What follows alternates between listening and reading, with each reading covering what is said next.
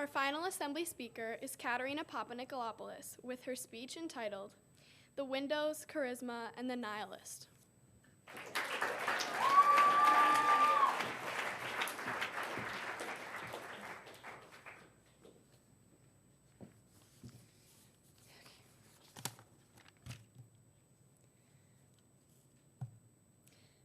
Don't think of the elephant in the room. It's been gone for the rest of the week. Don't think of the blinds, how they broke into pieces when its beak of a trunk lay flat on the floor. The elephant in the room has gone, and you are now its heir. Poke fun at its faults, 'cause it can be poked at with various instruments. Your ankles trombone, your mouth's flute, and your knees trumpet. Let it be hit so that it knows not to run the orchestra. Let it be hit so that when it falls, it begins to sing. The poet could very well be a lunatic, a crazy fanatic to the feet of words, but I know the poet as something quite different. A gentleman, gentlewoman, gentle creature. I wrote this poem within Mr. Hollander's class my junior year.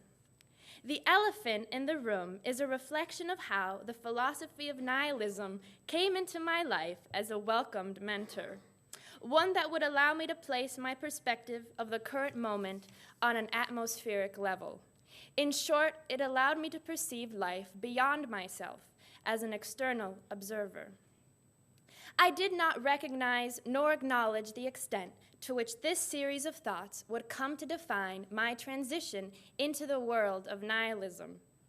Nihilism, if parted to reveal its Latin root, suggests nothing that which does not exist. My brain became enamored in the idea that maybe, just maybe, nothing really exists. Although I do believe in life as a real, coherent thing, this concept diminished my doubts. To be a nihilist allows you to be everything and everyone all at once. In the absence of everything, there is also everything. That is just how this word goes. It is a characteristic, but also a way of life. But when the elephant fell, she learned to sing.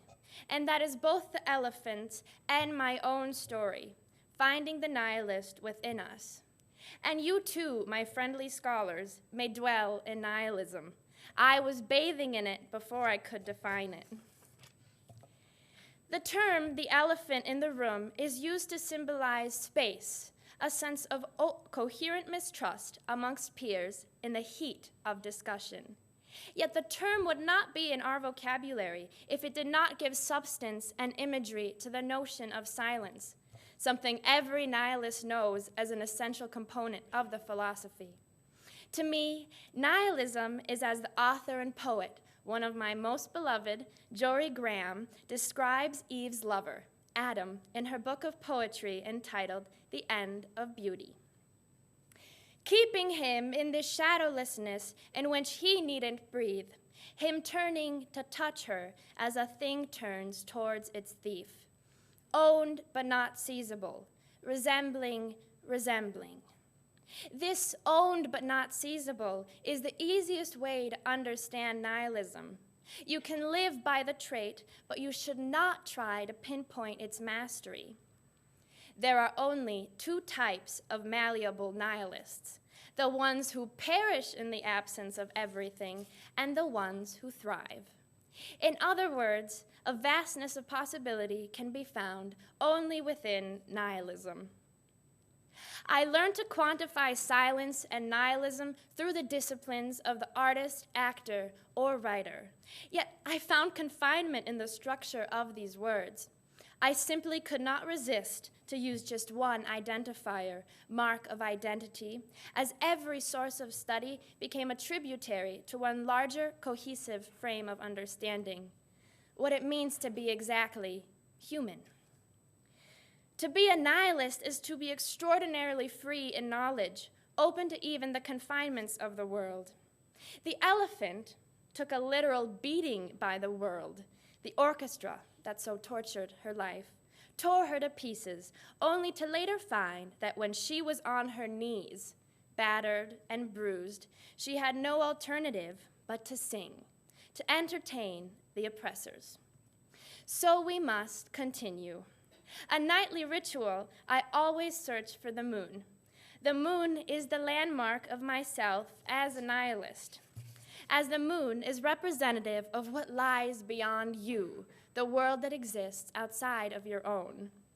One of the pivotal moments of my life is when my family had my window removed that used to face out to my backyard. I grew up looking out that window, dreaming out that window, that spectacular space. Truly, I believed in that window more than I had believed in my books of Bukowski, Hemingway, and all those great authors. I touched that moon from every window I saw, whether it be in Cyprus, in Minnesota, in Greece. I trusted that the moon was the singular thread tying my cultural landscapes together.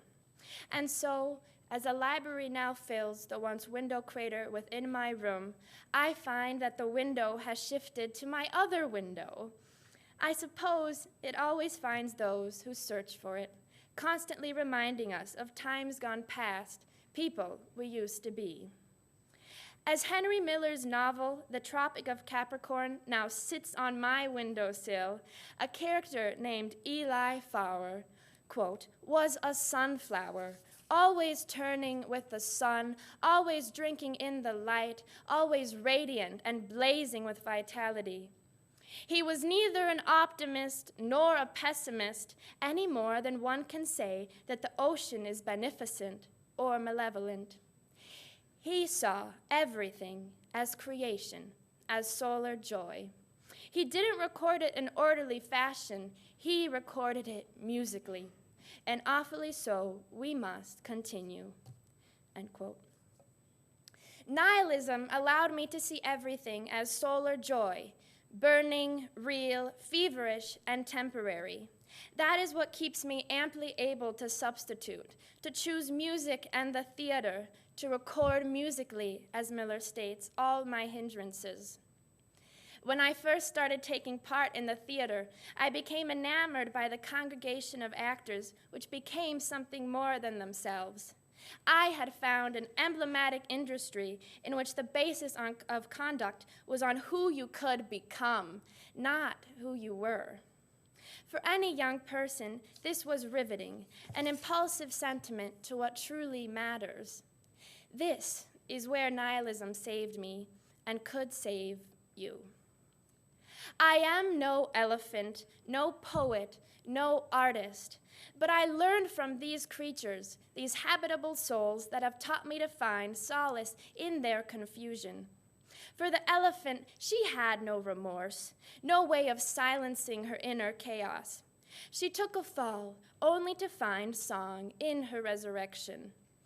For the poet, she had too many abstractions in her little brain that caused her to seek shelter in the words, even the words she had come to construct.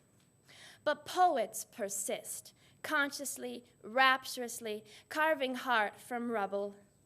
But the artist I have come to love, simply because I learned to quantify a life well lived through visions, imagery, daydreams. This, for me, has been artistry, liberating imagination, finding windows to life unabridged by confinement.